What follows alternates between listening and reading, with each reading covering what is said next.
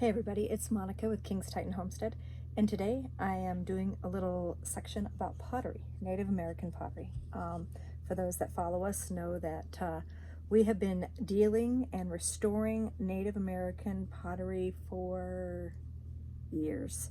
I think I've been restoring pottery for about 26 years now, and I don't think that there's an American culture that I have not done.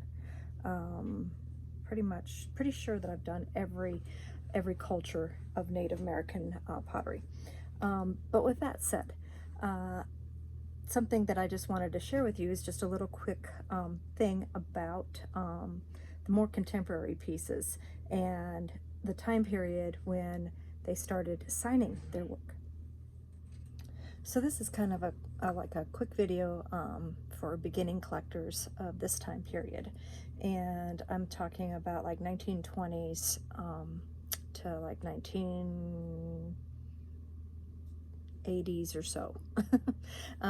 So basically I'm going to start with a Navajo piece, and this Navajo piece, it's pretty simple. They're usually just a plainware.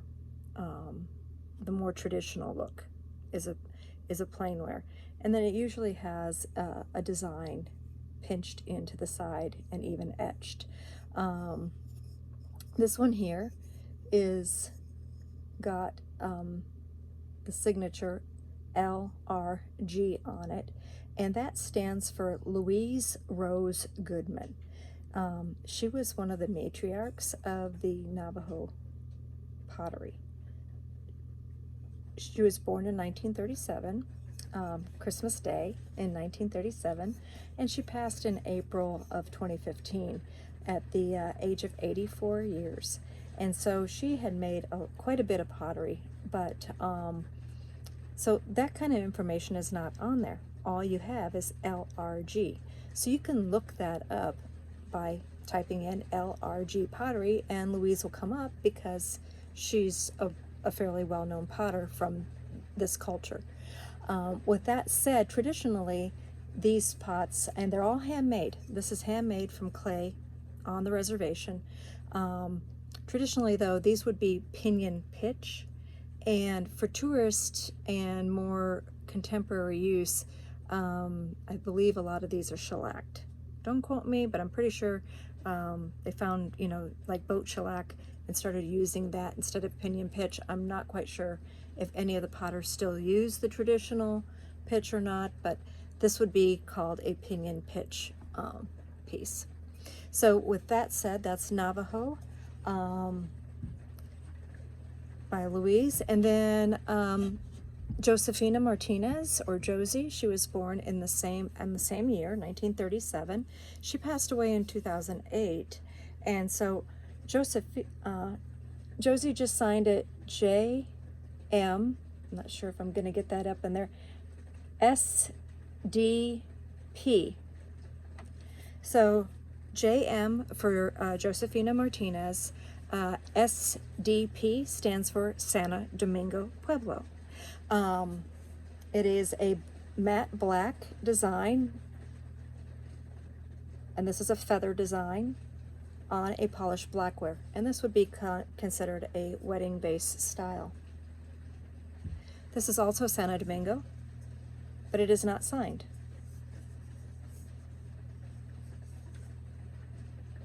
That doesn't mean it's not Santo Domingo. It just means it was either made prior to when they started signing things, which was somewhere around the 1940s, 50s, 60s. I mean, it just kind of depends on each pueblo, each culture, when they started signing it. Like I think that the Maricopa started signing their pieces around 1943 or 48 or so. This is just stuff that I've got in my head, not stuff that I've recently looked up. So don't quote me on some of these things, but it's just for knowing kind of like how old something is. And when I said something about Maricopa, I want to point out this piece here says Maricopa Pottery made by Pima Indians, Arizona. No. So that piece had a sticker on it that actually I believe is a Fred Harvey sticker, but it is incorrect. So if you're a beginning collector, you might say, oh, this piece is made by the Pima, which are now they've always been known as the Akime'oatam. But that's just some name that they had for a long period of time until we knew better. So anyway, kind of like the Papago are the Tohono'atam, the Pima are the Akime'oatam. So this is not correct. Maricopa people made the Maricopa pottery. So we also have on, let's see here, let's go with this Tsuke. So this Tsuke piece here is not signed. But I can tell you that it was collected in 1954 by the Denver Art Museum, because I have really good provenance on this. And so then I can say that other pieces of similar style and age are probably around the 1940s, 50s also, because that's when this was collected. So I can compare and do a similar date range by looking at the pottery. So I'm keeping the Tsuke, and I'm keeping this strictly for educational purposes. Another one that's really interesting is this piece. Someone, probably a tourist, etched in it Grand Canyon, Colorado, and then the date, 1941. So this piece is also not signed. It is San Juan Pueblo, San Juan polychrome. It is a San Juan Pueblo vase that tells a story. It's saying that these tourists visited the Grand Canyon in 1941 and brought back this piece. And that pretty much matches up with the style of pottery and the fact that it's not signed and that kind of thing. This actually, a lot of people don't like to see this on their pots. I like it because, again, it helps me with dating when I am doing authentication of other people's pieces. With that said, this here is a Cochiti piece, Cochiti Pueblo, and it looks very similar to the Santo Domingo Pueblo. But the burnishing of the buff is different. And also the clay sources are slightly different. And just the whole, there's a little bit of a difference in them. Though they may look similar, the designs are different. Which takes, this gets a little bit more like harder. So behind me, you'll see we have a huge library. This is not even a 10th of the books that we have. So research is the key to learning all about how to age, how to identify, and how to authenticate Native American pottery. With that said, every piece that I showed you was hand constructed. It was made with local clay sources. I'm about to show you a piece here. This is San Juan Pueblo, and you can still get a piece, or not San Juan, I am so sorry, Jemez Pueblo, and you can still get a piece that's made at the Pueblo, and this still would be considered Native American. It's painted by the Native American by the name of Bertina Toya from Jemez, but she did not hand construct this piece. This piece is a greenware made in a mold. And the way you can tell that is there's a seam.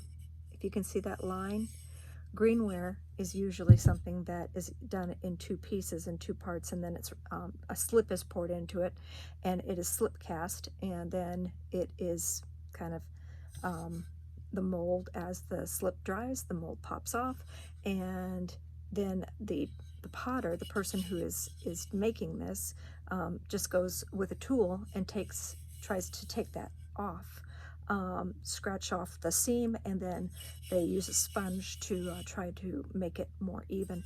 But you'll always see that. It's also got a different weight. It's much thinner in most cases. With that said, here is a piece signed KT, and I am not sure. It looks like an Acoma design. I am not sure if it is. It's very simple.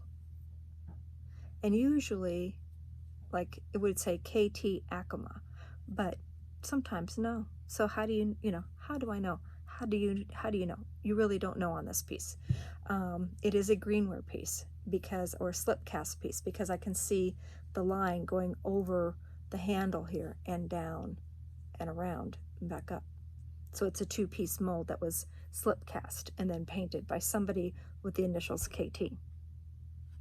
This piece, though it is very cute, do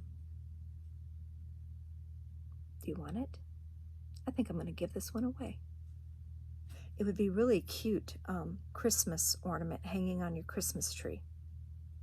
Yeah, I think I'm going to give this one away. The first person to comment, I would like that, please. I'm going to mail this to you. Thanks for watching. Join us again. Have a great day. Oops, real quick, I want to mention that I started a little Etsy store to go over some of the things that I mention on these videos. So it'll be under King's Titan Homestead on Etsy. And to let you know, this Josefina Martinez piece is available. This Santo Domingo piece is available. And this Navajo piece by Louise Goodman is available, as well as the Cochiti cute little bird effigy. Everything else, there is also some other items on there, and I'll talk about those later. But, oh, and an Isleta, sorry. There's also an Isleta pottery piece in our Etsy store. So again, if you're into collecting Native American art of this time period, or just want a small little display of it, go head on over to King's Titan Homestead Etsy store. Thanks.